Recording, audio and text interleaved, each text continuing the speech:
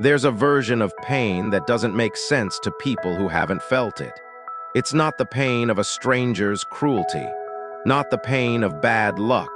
It's the pain that arrives from somewhere you trusted completely, from a person you let in further than most. And the thing that confuses people from the outside looking in is that you seem more destroyed than the situation warrants. They can't see it, but you know exactly why it hit so hard. Because the depth of the wound is the depth of what was real. Most people walk through the world with a version of themselves they show and a version they protect. The version you show is functional, presentable. It handles conversations and situations and the ordinary friction of being alive. It's not fake, but it's also not everything. The version you protect is quieter.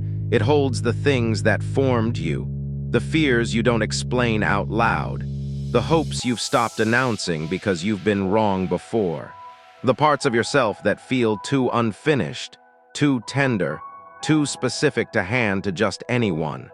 Real connection, the kind that actually changes something in you, happens when you start showing the second version.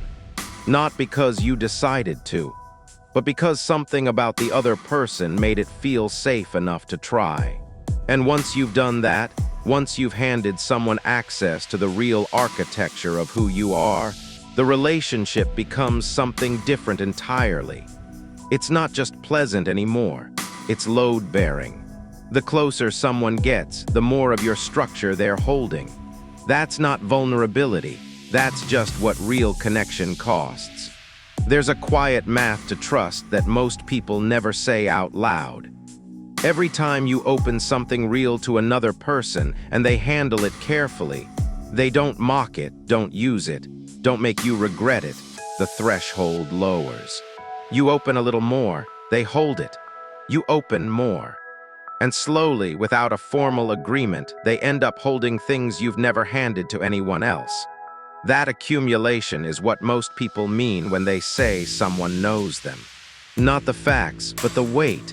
The actual weight of what it cost you to become who you are. Some people figure this out early. They get hurt badly enough, deeply enough, that they make a decision, conscious or not, to keep things at a certain level. Friendly, but not close. Warm, but not open. Present, but not fully in. And it works in a way. You don't get hurt the same way. You don't hand anyone the ability to reach that deep.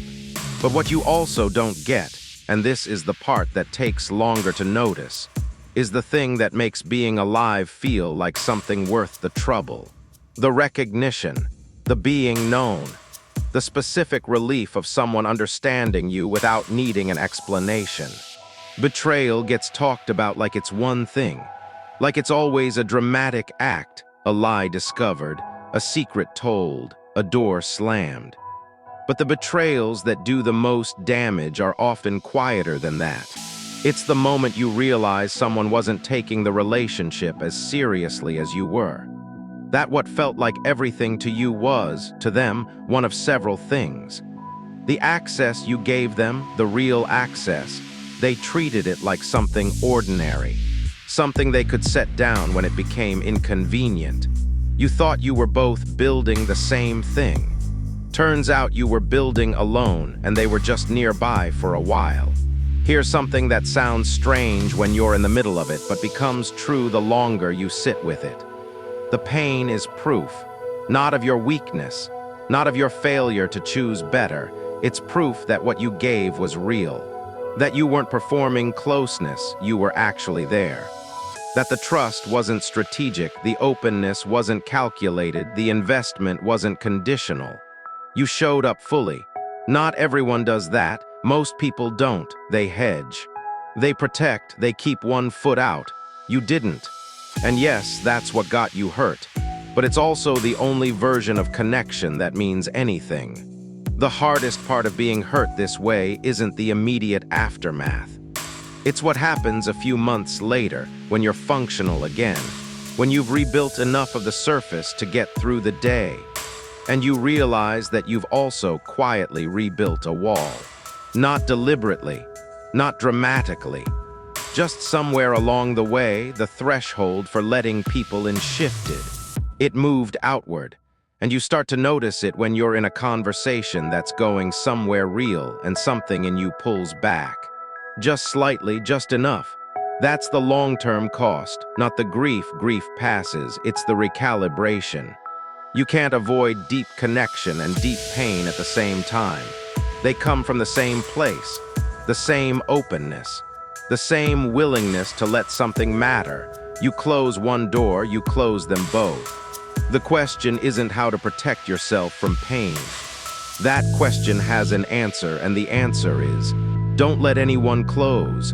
And most people, if they're honest, don't actually want that answer.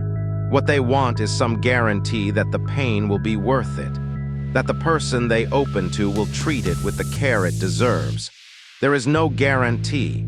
There never was. There's only the choice, made again and again, of how much you're willing to mean it.